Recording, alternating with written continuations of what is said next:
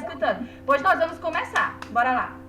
Vai. Meu técnico vai fazer aqui a transição. Pode ser isso aqui agora. Certo, nós vamos iniciar. Tá, transição. Bora. Tá, jogo. Estamos dentro. Tá gravando. Tá. Cadê? Não apareceu.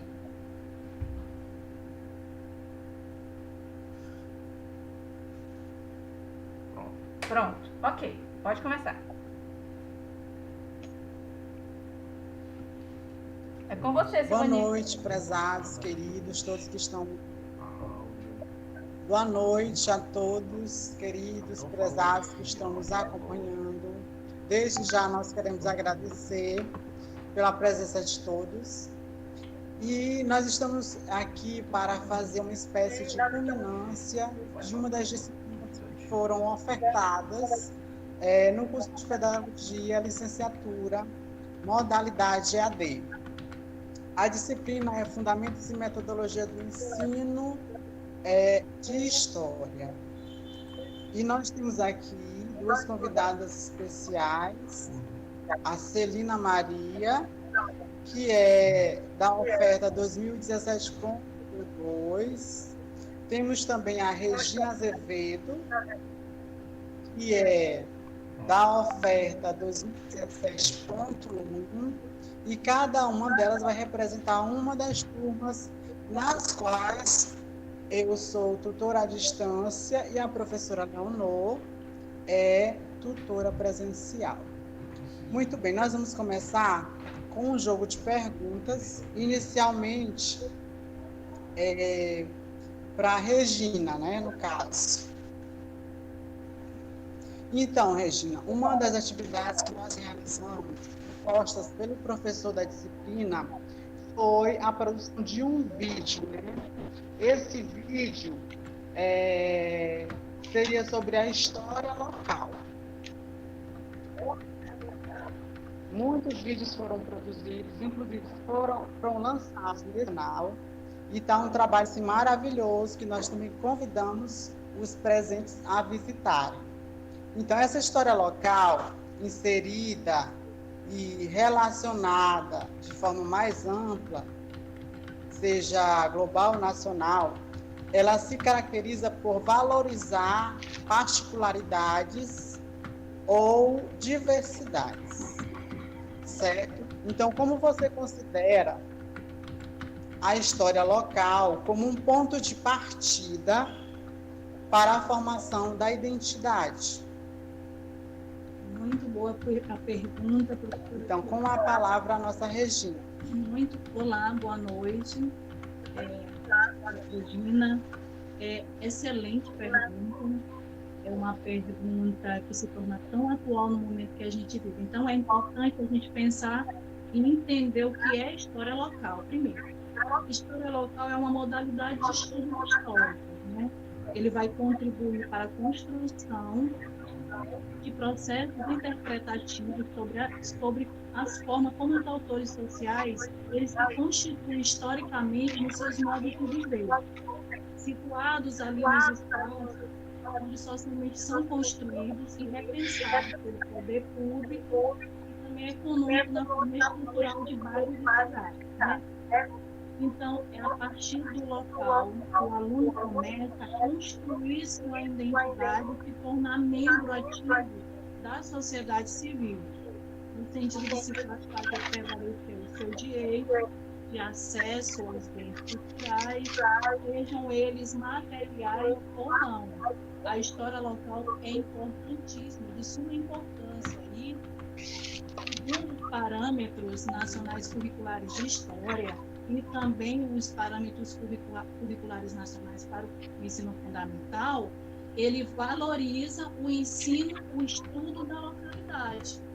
Agora, como é que ele é feito? Ele tem que ser feito de forma dinâmica, para ele não se tornar um estudo meramente cansativo, como muitas vezes as pessoas pensam que a história é. Não, pelo contrário.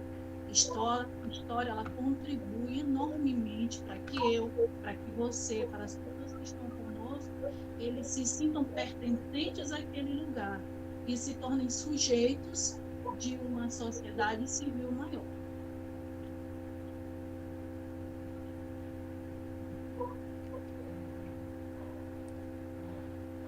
Sobre essa pergunta, Celina, você gostaria de acrescentar alguma coisa?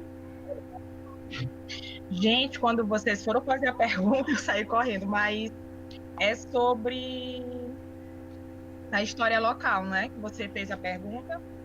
Identidade local. Isso. Bem, eu tenho algumas.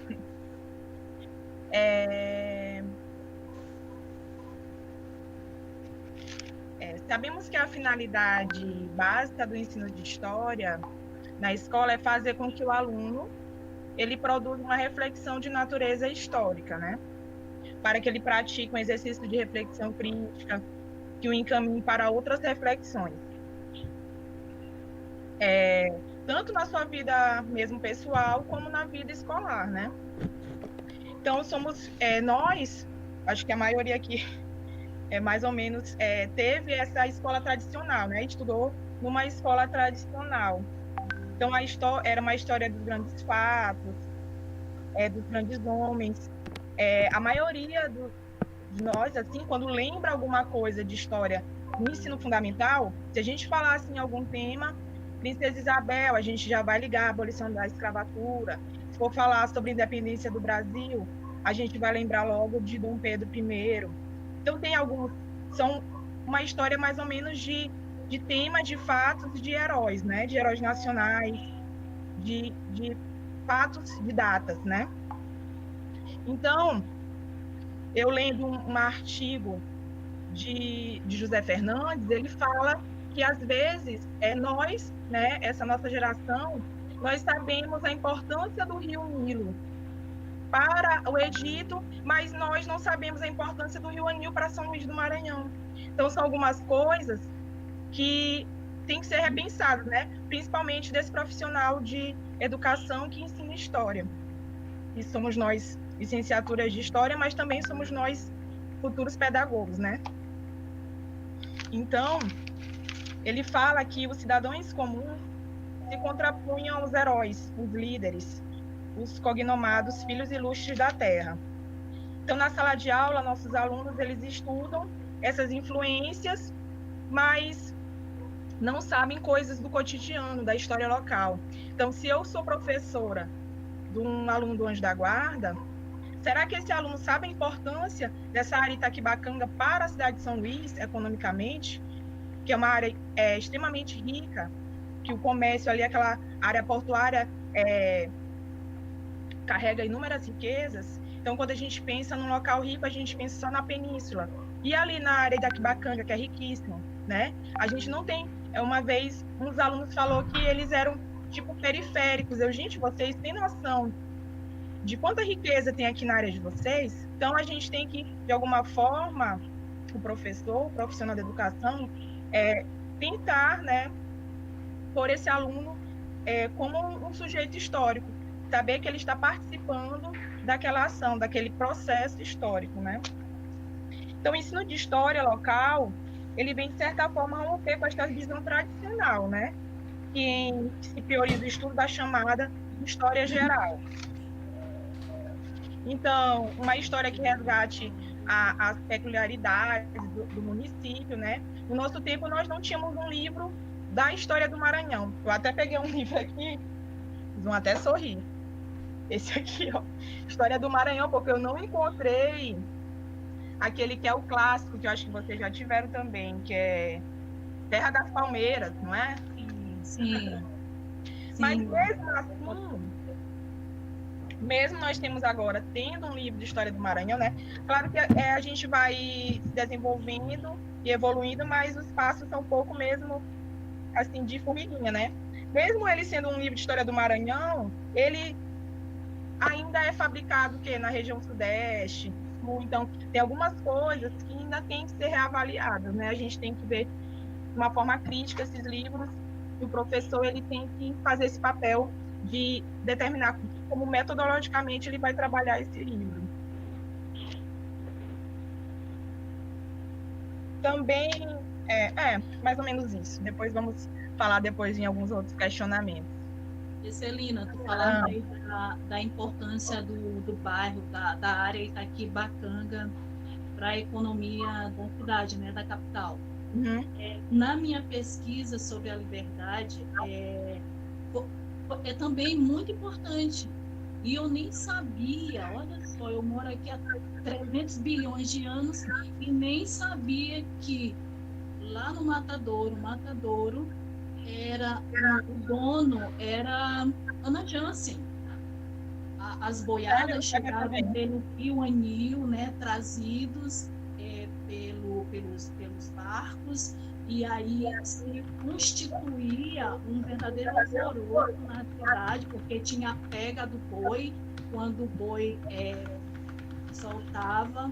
Então, ali, esse bairro se formou através disso. Então, ali, aquela parte econômica, a parte social também, e a parte política influenciou muito. Aqui na Liberdade, por exemplo, é um dos bairros que tem uma maior concentração de negros.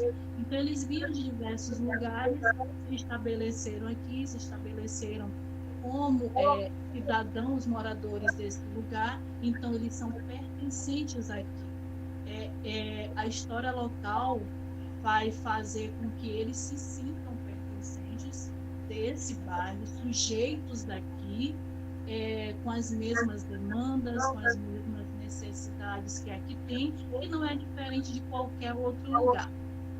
Eu penso que é preciso mudar a mentalidade de alguns professores como nós, ou aqueles que vão ensinar os exames iniciais, que a partir da história local você vai se ramificando para o restante da história e fazendo esse diálogo, essa conversa, fazendo a ligação com o presente, com o futuro, demonstra o quanto o estudo e o conhecimento do bairro onde eles estão localizados tem tudo a ver. Então, é importante que a gente, a partir desse momento, a partir dessa conversa, comece a mudar um pouco a mentalidade, principalmente a nossa também, né? Porque nós somos educados do mesmo pensamento que hoje a gente tenta mudar, desmistificar.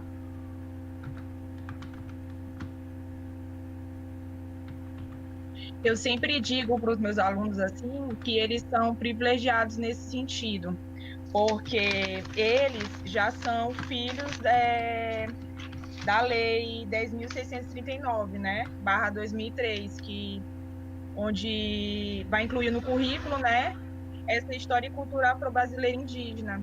Então, você está falando sobre a história local da Liberdade, que dizem que é o maior quilombo, né?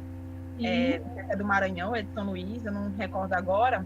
Como o meu bairro, Monte Castelo, é bem perto, eu sei muita coisa, assim, pelo menos de ouvir falar, né?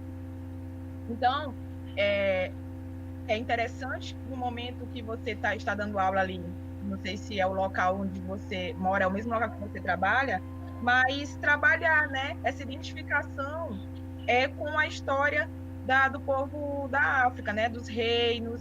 Nós somos todos de uma história europeizada, né, onde o índio, ele era aquela característica, né, tinha o dia do índio, onde a gente botava aquele cocarzinho, ou então fazia um trabalho sobre o dia do índio, que o índio dormia na rede, ele caçava o peixe, e a mãe fazia, a Índia fazia tapioca e tal, e o índio, a gente só tem essa lembrança do índio escravizado, né?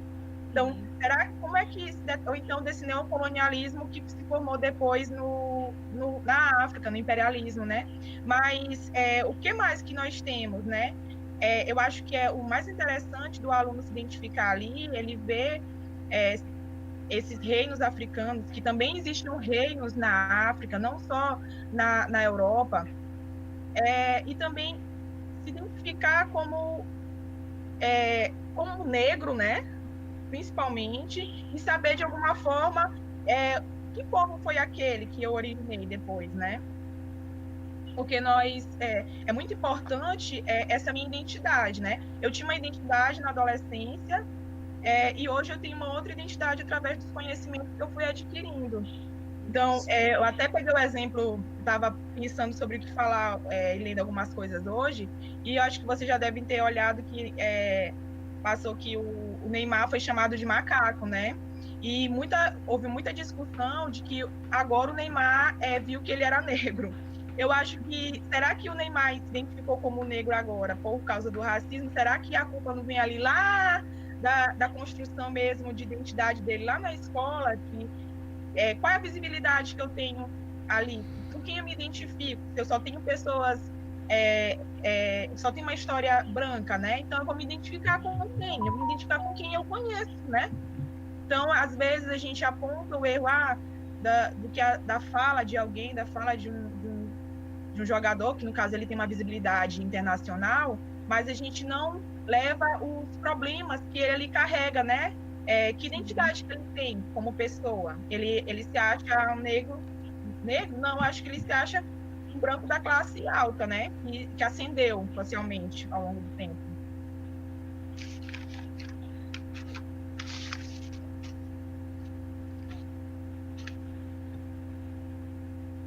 Interessante a colocação de vocês, porque nós já começamos a entrar no segundo questionamento que nós queríamos fazer.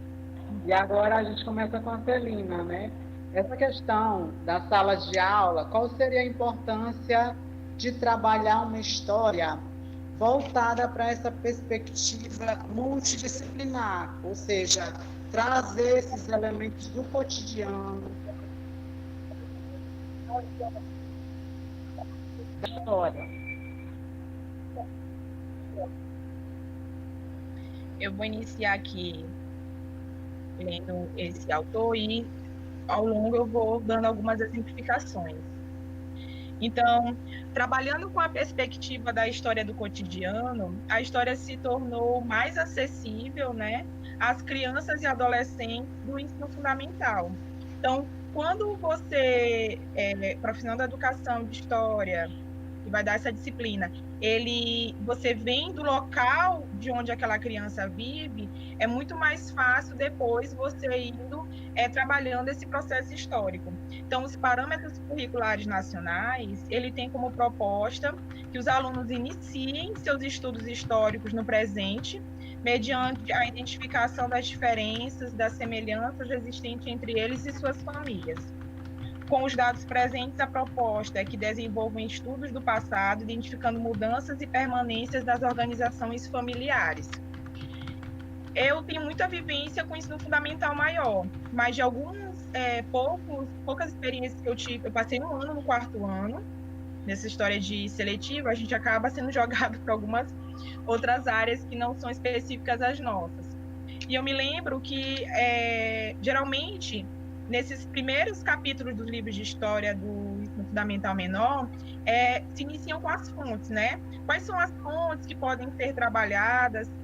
Então, se inicia com esse debate de que as fontes, elas são variadas na história, não está mais ligado só àquela fonte documental dos arquivos. Então, uma foto pode ser uma fonte histórica, um ferro de passada que eles botavam carvão antigamente. Então, eu trabalhei com os alunos alguma coisa que era dos avós dele, que eles trouxessem uma fotografia antiga, ou então um ferro de gomar. Teve uma que trouxe um ferro de gomar daqueles que ainda botava carvão, que aqui em casa até tinha, mas com o tempo foi se perdendo. Então, são coisas que eles foram trazendo, né?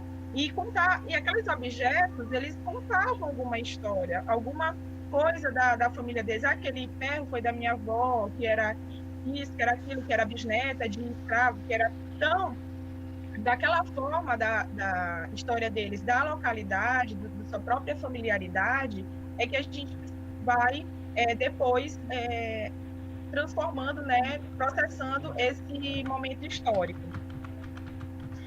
Então, o cotidiano deve ser utilizado como objeto de estudo, como eu falei, deve ser principalmente estudo escolar pela possibilidade que oferece, né, de visualizar as transformações realizadas pelos homens comuns, ultrapassando a ideia de que a vida cotidiana é repleta e permeada de vários fatos históricos. Então, perceber o cotidiano como espaço privilegiado dessas transformações históricas, né? aqui também tem um livro que também o professor ele tem que passar para o aluno que, como a gente já iniciou falando, que a história ela não é só de grandes ilustres, são de pessoas do nosso cotidiano. Então, através dessas pessoas, nós podemos fazer e contextualizar essa história de época. Eu tenho aqui também um livro que a Regina com certeza conhece, que é Nos Fios da Trama. Quem é essa mulher? Cotidiano e trabalho do operariado feminino em São Luís na virada do século XIX. Ele é um livro que ele está no âmbito universitário, claro, mas eu, como professora, eu posso explicar ele para o meu aluno no sentido de que essas mulheres que, naquele tempo, no século XIX, se elas trabalhavam numa fábrica, elas eram pobres. Então, elas eram pessoas marginalizadas da sociedade. Naquela época, mulheres ditas respeitadas, elas casavam, né, e não saíam de casa, cuidavam dos seus filhos. E elas não, elas tinham que trabalhar porque não tinham outro meio. Então, a nossa professora, no caso, quando a gente fazia o curso, ela trabalhou o cotidiano dessas mulheres dentro dessas fábricas, então ela trabalhou esse contexto histórico do século XIX. Então, é interessante nós pegarmos exemplos. Esse aqui é um exemplo que eu lembrei agora, mas existem inúmeros. Eu posso falar dos pescadores ali, da importância do rio Bacana para os pescadores ali, o que foi que mudou depois que fizeram aquela barragem, que o meu próprio trabalho de monografia é sobre um padre que construiu a igreja aqui do Monte Castelo, que aí foi ligando várias coisas e acabou chegando na construção da Universidade Federal do Maranhão.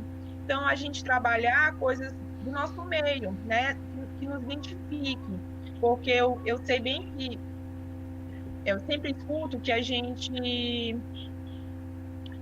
ama o que a gente conhece. Então, a gente incitar no aluno esse conhecimento do meio dele e também tirar às vezes, o aluno ele não tem uma identidade formada, né? Claro, ainda está no meio de transformação, mas o professor ele tem um papel primordial, né, nessa formação dele.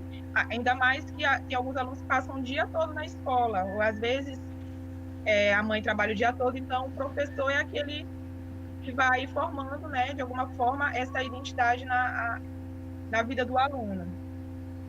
Então, devemos valorizar a memória desses sujeitos, né, históricos, que constituem uma história diária, né, cotidiano, pois o ensino de história local permite que possamos dar vozes àqueles autores que estiveram marginalizados.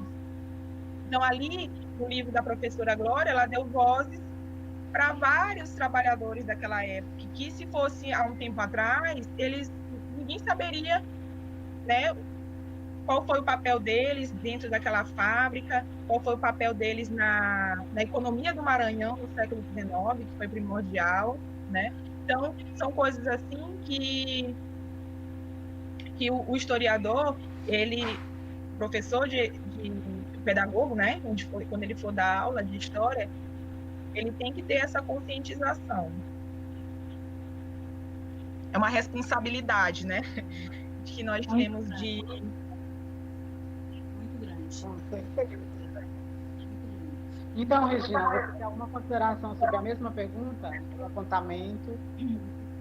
Professora Celina, eu queria fazer uma pequena contribuição aí na fala de Celina, né, que Celina trouxe esse livro Nos Fios da Trama, da nossa professora Maria da Glória, aqui local, mas tem muitos outros que trabalharam também, tanto Michel Foucault, que trabalhou um tabu da época, nos seus 3 volumes de História da Sexualidade.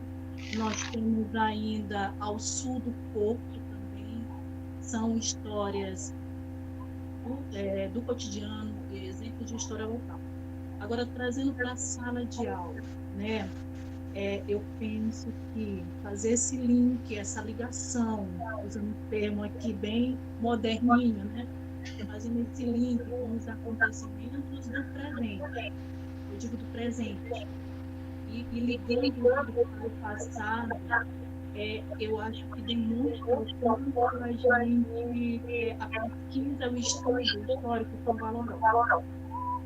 é preciso a gente desenvolver atividades, aliás, que os professores eles utilizem na sala de aula, que permitam que seus alunos eles não sejam meros espectadores, meros sujeitos passivos, que estão ali só olhando a história passar, sem participar, sem dar a sua contribuição, né? Então, assim, enquanto a Celina falava, me veio vários exemplos na cabeça, como esse momento da pandemia que nós estamos vivendo, né? Poderia trazer isso, poderia trazer um pouco da história. Houve outras epidemias, houve outras gripes, né? A pergunta que um aluno, por exemplo, do quarto ano pode ter, né? Houve outras gripes, como era, então, fazendo essa ligação, é muito interessante. O professor ele tem que ter essa capacidade, tem que ter essa leveza ao fazer também. Outra coisa que eu também pensei aqui, enquanto bairro da Liberdade. Por que o bairro da Liberdade é então considerado maior quilômetro? Né? Uma pergunta. O linguajar, o vocabulário do bairro, não é um vocabulário que você tem bem aqui na cidade operária, ou bem aqui na Fendeudo, ou ali no Castelo, onde Celina reside. É um aspecto que eu já trago até multidisciplinar, entendeu? Que pode fazer esse link com o português, com ciências, com geografia, falando do espaço onde nós estamos. Então, os professores eles devem ter essa consciência de se utilizar, de trazer essas coisas para a sala de aula e fazer com que as crianças se sintam não espectadores, mas ativas. Elas possam fazer algo por si, possam mudar sua opinião, ter opinião, produzir algo, mostrar que, apesar daqui, vamos ao exemplo da Liberdade, né? Apesar de ser um bairro marginalizado, né? Tem uma fama muito má, né? De certa forma, mas é preciso saber por que isso foi construído. Isso não veio, é porque ali é mal, é porque ali... Não, isso foi construído. E isso se constrói a partir de perspectivas de quem está lá, né? De quem está lá. Porque quem está aqui tem uma outra visão que eu tenho. Então, eu falo do lugar que eu ocupo. O lugar que Celina ocupa é um outro totalmente diferente do meu. Então, a gente precisa ver isso, né? Ver isso. Eu me lembro de Rosenberg, né, Celina? Lembra de Rosenberg? O nosso professor. Ele é um membro aqui do quilombo urbano aqui da Liberdade. Canso de ver ele aqui, né? Canso de ver ele por aqui. Então, ele trazia muito disso a gente, tanto ele como Borralho, como Wagner, como Regina, foram os professores de aula. Então, eu penso dessa forma, que os professores devem se utilizar, fazer sempre o contexto. A partir do contexto, depois é que vai partir para aquele instrumento que sabe que está se usando, seja uma apostila, seja um manual, seja um livro didático, como Celina apresentou, esse livro que Celina apresentou, ele é muito generalizante, ele pega a história do Maranhão e coloca assim uma coisa muito rápida, assim também como a geografia. Então, essa é a minha opinião, minha pequena contribuição acerca desse livro. Eu queria só falar mais um segundinho, pode? Pode, menina. Só dando um adendo também a essa pergunta, que você complementou de forma... Eu acredito que o grande... Eu comecei e a Silvani falou alguma coisa. Fala, Silvani. Não, pode continuar. Não, pode continuar. É interessante também o exercício da produção do conhecimento histórico, desde as séries iniciais, né, do primeiro ao quarto ano, acerca da necessidade da preservação também do nosso patrimônio, né? O professor, ele também levar esses alunos, no momento que ele está trabalhando,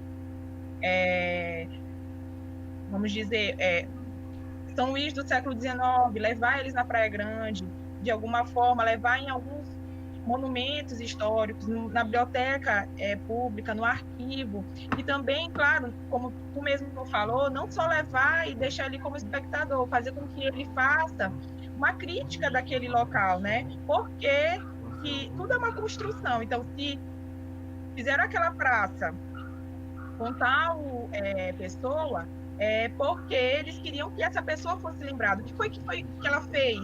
Qual foi o papel dela para a nossa cidade?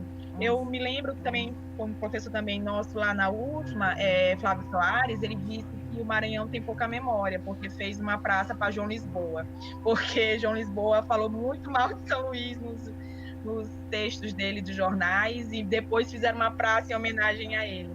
Mas é primordial que nós, como profissionais de educação, de história, nós façamos com que esse aluno, ele se identifique com aquele local, ele se identificando, vendo que ele faz parte daquele local, que São Luís se iniciou ali na Praia Grande, que o arquivo público guarda os documentos, mesmo que sejam os oficiais, que tenham sido produzidos para falar aquele fato, mas que eles são patrimônio de todos. Então, acho que nesse momento também, na sala de aula, nós podemos criar essa identidade do aluno com aquele local e também fazer com que ele tenha uma educação patrimonial, que eu acho que se nós iniciarmos isso dentro das salas de aula, muita coisa vai deixar de acontecer nesses locais, pichação, depredação, porque se você valoriza aquela praça, você valoriza aquele local, você não vai destruir, né? Também estava lendo algumas coisas, agora fizeram uma praça dos poetas, né? Que tem uns poemas, tem uns bustos, mas o importante mesmo é nós falarmos sobre esse local, mas de forma crítica, de forma reflexiva, para que ele entenda que aquele local ele foi criado, ele foi produzido para dizer algo. E o que é que ele está dizendo? Não só receber aquela informação, mas que ele possa refletir criticamente sobre aquele local.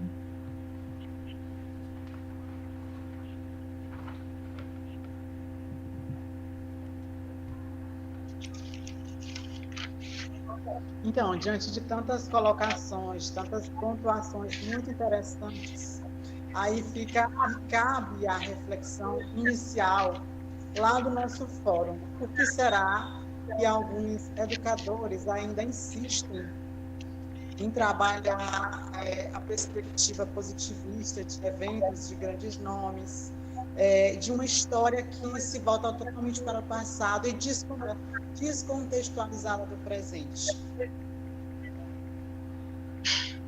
Quem gostaria de começar? Regina. Vamos lá, Regina.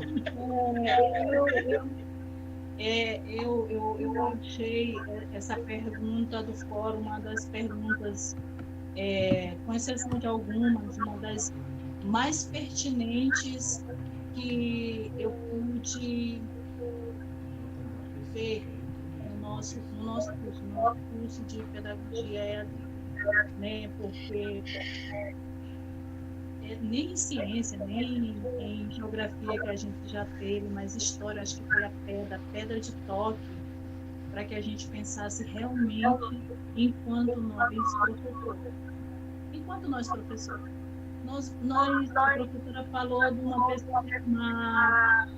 perspectiva positivista, onde o ensino tradicional ainda é muito visto.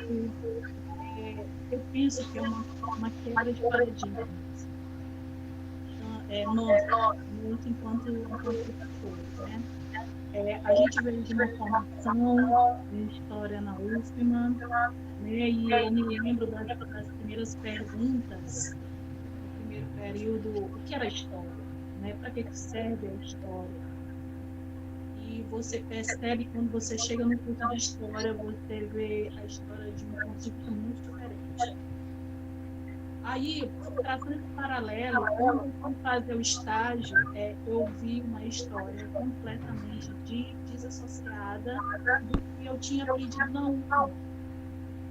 Entende? Eu vi professores desanimados, que repetiam a mesma aula em todas as salas, sem ter sem pensar numa coisa diferente, ou trazer uma perspectiva diferente, uma atividade de campo, uma atividade que pudesse esse aluno poder estar inserido e ser um ator crítico, um ator sujeito daquele momento, né? Eu penso que precisa, em minha opinião, né? Eu penso que precisa se mudar desde daqui, a nossa mentalidade. Por que a história, ao longo do tempo, principalmente para mim, se tornou uma matéria cansativa, decorativa, sem sentido? Por causa dos professores que eu tive. Por que então você fizeste história, Regina? Porque eu sempre gostei de história. Mas é preciso que esses professores, esses alunos que estão se formando em história, ao ingressar numa sala de aula, eu sei que não é nada fácil, tendo a juventude que a gente tem, mas é preciso resgatar, mesmo nessa juventude rebelde, esse senso de que eles são sujeitos históricos. Mesmo sendo excluídos, eles podem se achar excluídos da sociedade, mas eles fazem história. E história é altamente interessante para você se colocar enquanto pessoa, enquanto sujeito. Então é preciso que se mude a mentalidade dos professores diante desse momento que ele estiver na sala de aula. E nós que estamos aqui na pedagogia e vamos para uma sala de aula ensinar todas as matérias, é preciso que a gente tenha esse olhar histórico, tá? É preciso que a gente tenha esse olhar histórico, compreender que a fragmentação que existe no ensino de história é devido, muitas vezes, não vou dizer que é todo mundo, mas a despreparação dos professores frente ao processo de conhecimento histórico. É preciso que o aluno ele seja instigado a investigar a porquê que aquilo está ali. Né? Eu me lembrei agora de Borba Gato, que queriam tirar a estátua de Borba Gato porque ele foi um escravista, mas não conhecem a história de Borba Gato. Não conhecem. Então, eu preciso conhecer para tecer comentários sobre, né? E o desafio dos docentes é que muitas vezes eles não se sentem seguros, entendeu? E a insegurança do professor, ele vai causar um impacto negativo na vida e no conhecimento histórico da maioria das vezes, né? Então é preciso, muitas vezes, hoje em dia é preciso cativar os alunos, e a gente não pode, hoje em dia, colocar alunos frente a matérias que eles acham que é cansativo. Eu ouço, às vezes, ouvi muitos colegas, eu não gosto de história. Não fez história? Mas a história é muito chata, porque tinha que decorar por causa disso. Né? Mas vai ser mudado, é preciso, como eu já falei, eu torno a falar novamente, é preciso uma mudança de mentalidade. É preciso também que as instituições, como a universidade, também mudem a sua metodologia, formem novas disciplinas, preparando para isso. Na UFA, a gente não tinha um curso de extensão para a gente investigar. Nosso curso foi todo bibliográfico. O Celina sabe. Foi todo bibliográfico. Em qual momento a gente foi fazer uma pesquisa no tempo da monografia? Se quisesse uma fonte primária, ia no arquivo. Né? O aluno não conhece um arquivo. Então, eu penso assim, né? Eu acho que Celina pensa da mesma forma que eu. Claro que ela vai botar o pensamento dela aí. Então, eu acho que é crucial a gente entender que o ensino da história deve ser refletido constantemente. Tá? Constantemente. Comprometido com o passado e também com o presente daqueles que a gente vai ensinar, estar com eles. A Regina o início- trata muito bem de um ponto importante, que é o protagonismo do aluno. Esse aluno reflexivo, esse aluno crítico, e aí onde entra a fala final de Celina, muito bem, de um já vai encerrar. Gente, assim, essa fala inicial de Regina, eu acho que ela é geral de qualquer aluno de licenciatura. Eu sempre falo que nós, estudantes do curso de História, não sei depois dessa nova grade, não sei das pessoas que estão se formando agora, mas no meu tempo, nós éramos ensinados, né? Nós estudávamos para ser intelectuais, não éramos ensinados a ser professores. Então, a gente debatia os textos, nós sentávamos, nós líamos e era aquela coisa legal com o professor, mas depois que jogavam a gente lá na escola, no último período, eu me lembro que no meu primeiro dia de aula eu chorei, porque aquilo dali para mim foi muito assustador. E como ela mesma falou, nada do que a gente estudou lá no curso de História, nós botamos, assim, de alguma forma em prática nas salas de aula, porque ali nós estudamos outras coisas. Então, ao pensar do professor em pleno século XXI, nesse ano, em 2020, ainda tendo um professor de uma forma tradicional, é um pouco triste, né? Assim, um pouco... E ao mesmo tempo que traz essa tristeza, eu fico pensando também no sistema, né? Será que o sistema também, de alguma forma educacional, não joga esse professor que ele tem que trabalhar em 3 escolas, que ele está cansado, que ele tem que dar pela manhã ele dá 5 aulas, pela tarde ele dá 5 aulas, ainda tem o noturno que ele joga assim para ganhar mais um extra no EJA. Então, eu já trabalhei o dia todo, né?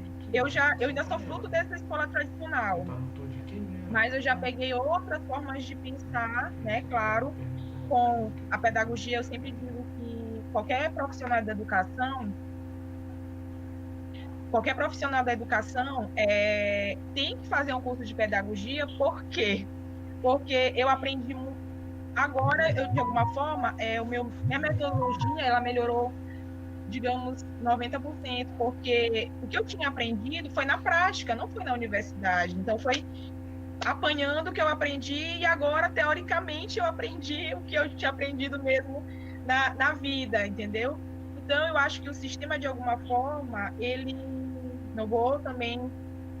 claro que tem professores que não querem estudar, terminam a universidade e não fazem uma pós-graduação, não fazem uma especialização, algo que vai fazer com que eles melhorem dentalogicamente, ou mesmo no seu próprio jeito de falar, mas o sistema também ele oprime, né?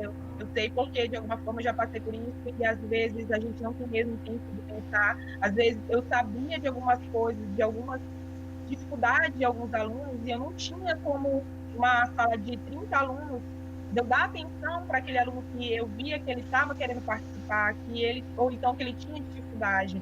Então, é uma coisa assim, a se pensar, né?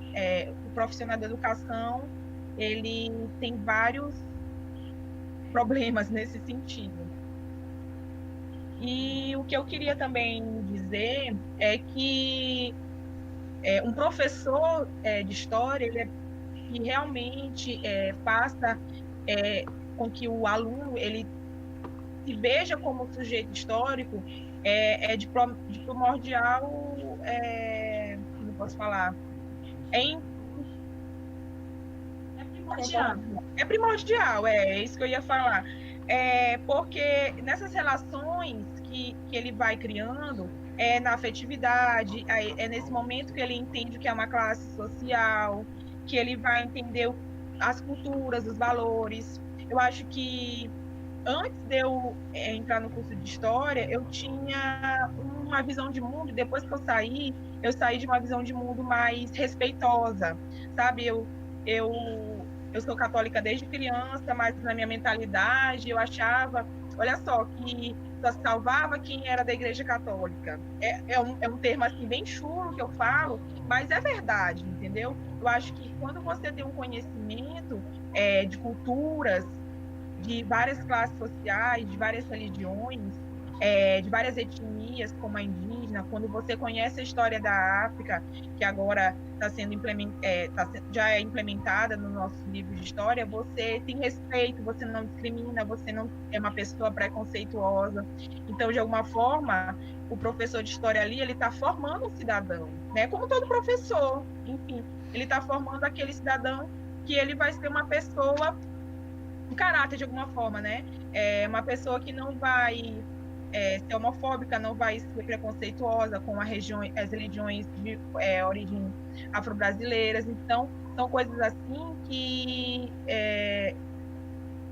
são pontuais, né? Se o professor ele faz ali seu papel, principalmente de levar, né, a esse aluno esse conhecimento, de fazer com que ele entenda, seja crítico, reflexivo, ele vai com certeza colher pontos positivos ali. Tinha mais algumas coisas para falar, mas também acho. Você Pontuações muito interessantes. Parabéns, Regina, parabéns, Celina. E agora a gente vai dar a vez para a professora, a doutora Leonor. Ela estava anotando aí algumas perguntas do chat e ela também vai fazer as considerações finais, né? Então, boa noite, meninas. Eu quero agradecer de antemão a presença de vocês, né? E dizer que isso aqui nós vamos deixar um legado para a nossa formação. Eu digo nossa formação porque eu e Silvani, ao mesmo tempo que a gente media, a gente também aprende com vocês. E assim, foi um momento ímpar. Nós estamos encerrando praticamente a disciplina de Fundamentos e Metodologia do Ensino de História com esta conversa, né? E aí depois nós vamos disponibilizar para as nossas colegas, as que não conseguiram entrar.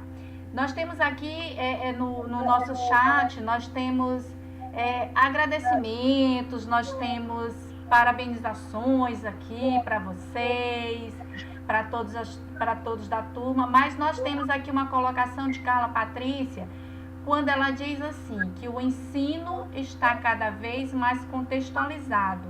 Estamos saindo mais dos livros e fazendo os alunos mergulharem no conteúdo através de diversos recursos, né? Nós vimos aqui que Celina, ela colocou a questão dos documentos, né? Que muitos alunos, eles não têm acesso aos documentos antigos, que são fontes históricas, né? E que devem ser também trabalhadas dentro do contexto da proposta pedagógica.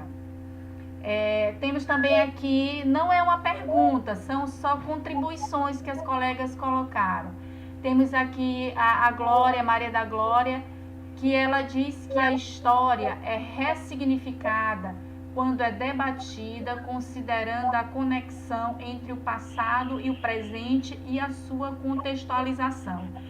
Nós vimos no nosso fórum justamente essa questão, o que é história, como é que o professor vê o contexto do passado sendo trabalhado no presente, né? Nós ainda estamos debatendo no nosso fórum, né?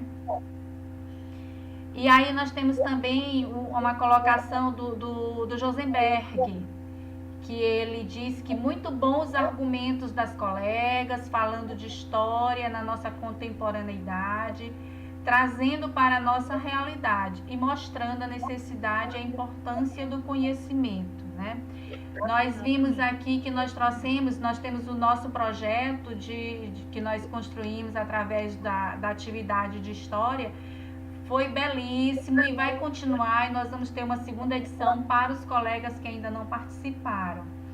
Então, nós temos que ter em mente esse resgate, né, do passado, não vendo o passado apenas na forma como os livros colocam.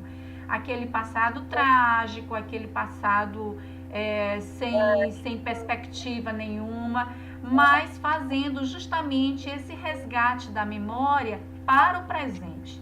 Isso é muito fundamental quando você trabalha, principalmente nas séries iniciais, né? Quando você faz essa conexão entre o passado e o presente para ser desmistificado justamente essa ideia de história somente com aqueles elementos do passado, principalmente quando se trata de negros e de indígenas, né? Então você desmistifica essa ideia de uma história centralizada apenas no olhar que foi colocado nos livros didáticos.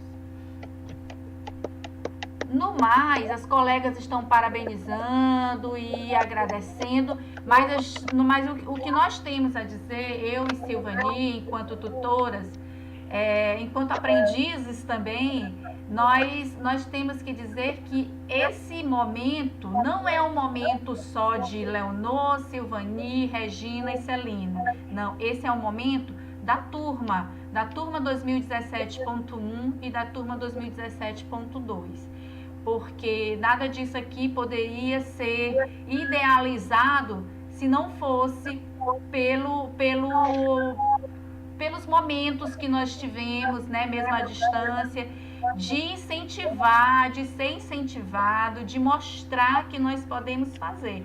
Então, de antemão, nós queremos agradecer, né? Vamos depois disponibilizar para as colegas, para elas também estarem contribuindo aí, que ainda tem tempo e de participarem, né?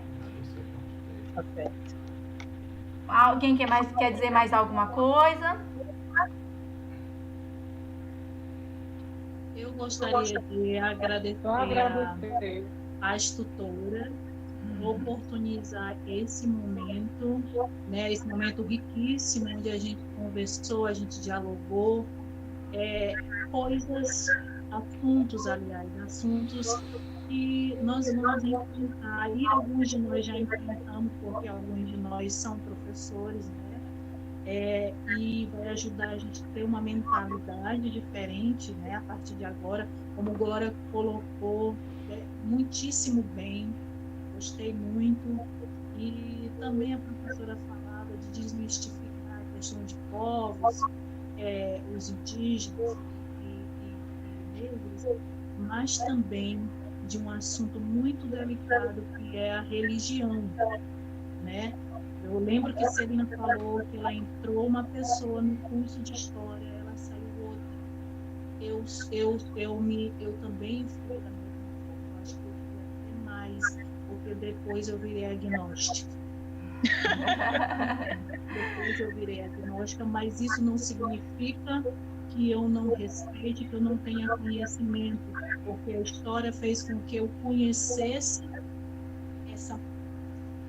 essa multidão de religiões que tem no nosso mundo, essa multidão de hábitos, essa multidão de fazeres que existe no mundo, não para me desprezar, mas sim para me conhecê-los e assim respeitá-los. Muito bem. Eu quero agradecer, né, essa oportunidade que a professora Leonor e a professora Silvani me oportunizaram.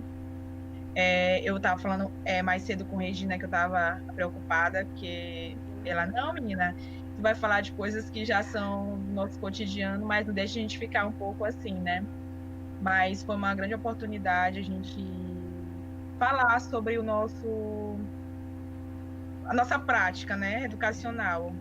Então, entender esse nosso habitat, né, que é a sala de aula. Nós vamos trabalhar futuramente como pedagogas. Silvani, quer falar mais alguma coisa? Eu também gostaria de agradecê-las, querida. Eu já tenho conversado bastante com o Leonor e a gente tem entrado em um consenso que, pelos chegar a esse patamar vê-los evoluir constantemente, ver os trabalhos que vão se construindo aos poucos, mas que tem uma culminância maravilhosa como essa, ver o envolvimento da turma, não só de uma, mas de várias pessoas, ver o quanto vocês têm se dedicado, isso sim é bastante recompensador para nós enquanto tutoras, e isso é o que nos motiva, é o que nos mantém aqui fortes e firmes para o que deve é. Um beijo no coração de vocês. Obrigada. Então, boa noite. Nós vamos encerrando por aqui. Muito obrigada. Nada, compreender.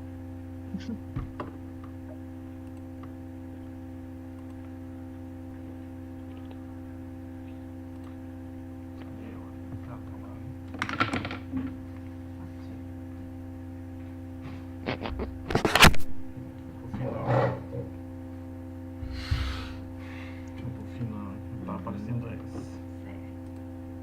Tá. E aí é só o banner sem. Ah, só vocês aqui. Enquanto eu faço o resto aqui.